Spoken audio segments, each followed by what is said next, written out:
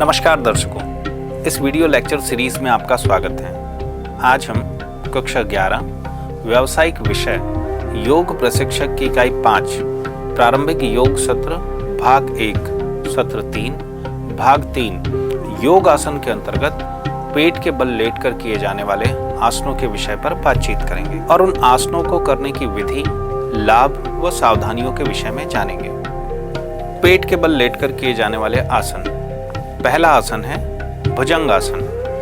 भुजंगासन सूर्य नमस्कार के 12 आसनों में से 7वां आसन है। भुजंगासन को कोबरा पोज भी कहा जाता है। इस आसन के अंतिम अवस्था में सिर सांप के उठे हुए फन की तरह दिखाई देता है, इसलिए इसे भुजंगासन भी कहा जाता है। आइए इन चरणों का अनुसरण करते हुए भुजंगासन करें। प्रारंभिक स्थिति। इस आसन को करने के लिए अपने आसन पर पेट के बल लेट जाइए। अब दोनों हथेलियों को कंधों के नीचे जमीन की तरफ करके रखें। पैर आपस में मिले रहें और माथा जमीन से लगा दें। अब अपने शरीर का वजन अपनी हथेलियों पर डालें, सांस भीतर खींचें और अपने सिर को उठाकर पीठ की तरफ खींचें और छत की ओर देखते हुए धीरे धीरे कोहनी को सीधा करें।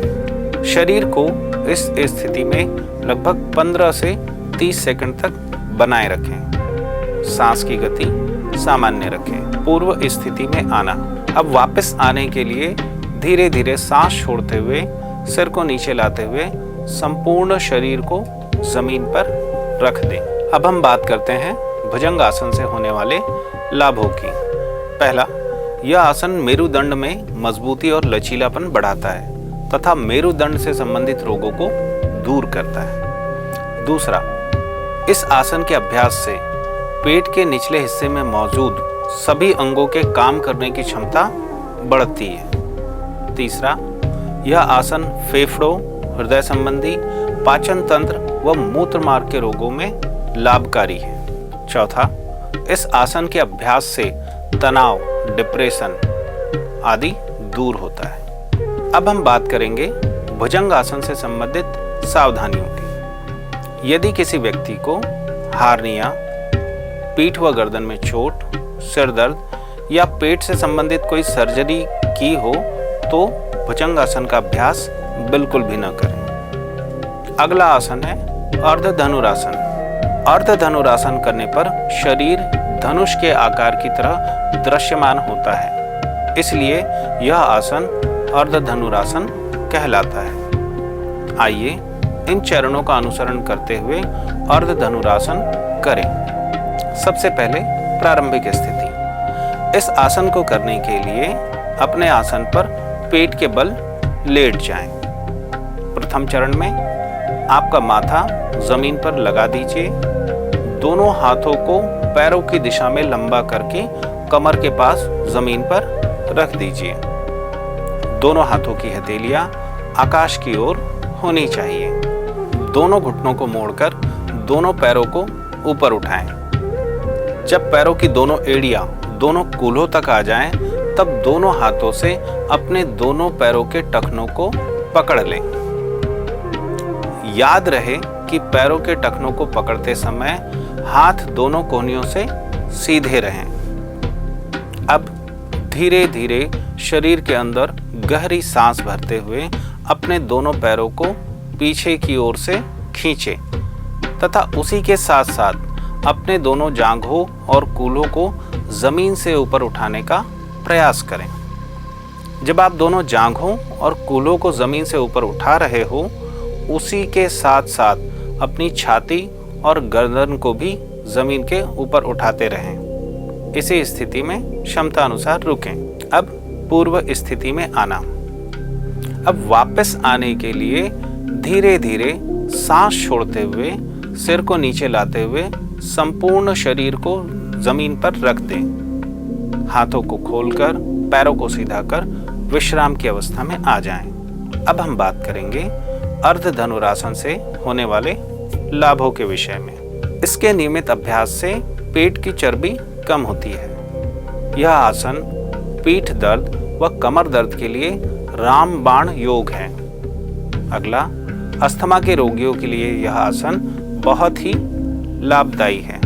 यह आसन मधुमेह के रोगियों के लिए भी अति लाभदायक है। इसके अभ्यास से पैनक्रियाज उत्तेजित होता है और इंसुलिन के स्राव में मदद मिलती है, जो कि शुगर के संतुलन में सहायक होती है। इसके अभ्यास से डायबिटीज टाइप 1 और डायबिटीज टाइप 2 दोनों में ही फायदा होता है। अब हम बात करेंगे अर्ध धनुरासन में रखी जाने वाली सावधानियों की। हार्निया, अल्सर या पेप्टिक अल्सर से पीड़ित व्यक्ति को इस आसन का अभ्यास बिल्कुल नहीं करना चाहिए। यदि कोई व्यक्ति कोलाइटिस या पथरी की शिकायत से पीड़ित है तो भी वह इस आसन को बिल्कुल न करे। अगला आसन है अर्ध शलभ आसन। शलभ का अर्थ टिड्डी होता है। इस आसन की अंतिम अवस्था में शरीर का दृश्य लोकस्ट यानी टिड्डी जैसा लगता है, इसलिए इसे शलभ आसन के नाम से जाना जाता है। यह आसन दोनों पैरों को मिलाकर किया जाता है। वहीं जब यह केवल एक पैर से बारी बारी किया जाए तो इसे अर्ध शलभ आसन कहते हैं। आइए इन चरणों का अनुसरण करते हुए अर्ध शलभ आसन करें। सबसे पहले प्रारंभिक स्थिति। इस आसन को करने के लिए अपने आसन पर पेट के बल लेट जाएं। उसके बाद हथेलियों को जांघों के पास बगल से रखें, दोनों पैर आपस में मिला लें। अब दोनों हाथों की मुट्ठियां बांधकर उन्हें दोनों जांघों के नीचे रखें। अब सांस लेते हुए अपने एक पैर को बिना घुटना मोड़े 8 से 10 इंच ऊपर या यथासंभव जितना ऊपर उठा सकते हैं उठाकर रखें। धीरे धीरे सांस लें, फिर धीरे धीरे सांस छोड़ें और इस अवस्था को बनाए रखें। अब सांस छोड़ते हुए धीरे धीरे उस पैर को नीचे ले आएं। यही प्रक्रिया दूसरे पैर के साथ में भी करें। पूर्व स्थिति में आना। अब धीरे धीरे सांस छोड़ते हुए आरंभिक अवस्था में आ जाएं और दोनों हाथों को खोलकर विश्राम की अवस्था में आ जाएं। अब हम बात करेंगे अर्ध शलभ आसन से होने वाले लाभों के विषय में। इस आसन के अभ्यास से पाचन तंत्र, श्वसन तंत्र व तंत्रिका तंत्र से संबंधित रोगों में लाभ मिलता है।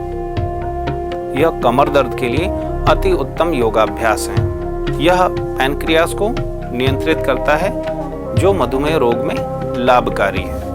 अगला आसन है मकर आसन। संस्कृत में मकर का अर्थ मगरमच्छ होता है। इस आसन की अंतिम अवस्था में शरीर की आकृति मगरमच्छ के समान दिखाई देती है, इसलिए इस आसन को मकर आसन का नाम दिया गया है। आइए इन चरणों का अनुसरण करते हुए मकर आसन करें। प्रारंभिक स्थिति। इस आसन को करने के लिए अपने आसन पर पेट के बल लेट जाएं। ठोड़ी यानी चिन, छाती व पेट जमीन से स्पर्श होते रहें। अब दोनों पैरों के बीच में अपने योग मैट की दूरी के बराबर या चौड़ाई के बराबर दूरी बना लें। अब आप सिर को उठाएं और दोनों हाथों को गाल पर लगाते हुए कप का आकार बनाएं। यथासंभव इस आसन में बने रहें। पूर्व स्थिति में आना। धीरे धीरे सांस छोड़ते हुए आरंभिक अवस्था में आ जाएं। दोनों हाथों को खोलकर विश्राम की अवस्था में आ जाएं। अब हम बात करेंगे मकर आसन से होने वाले लाभों के विषय में। यह रीढ़ की हड्डी व कमर दर्द के लिए अति उत्तम योगाभ्यास है। इसके नियमित अभ्यास से आप अपने फेफड़ों की क्षमता बढ़ा सकते हैं। साथ ही यह आसन अस्थमा रोग में लाभकारी है।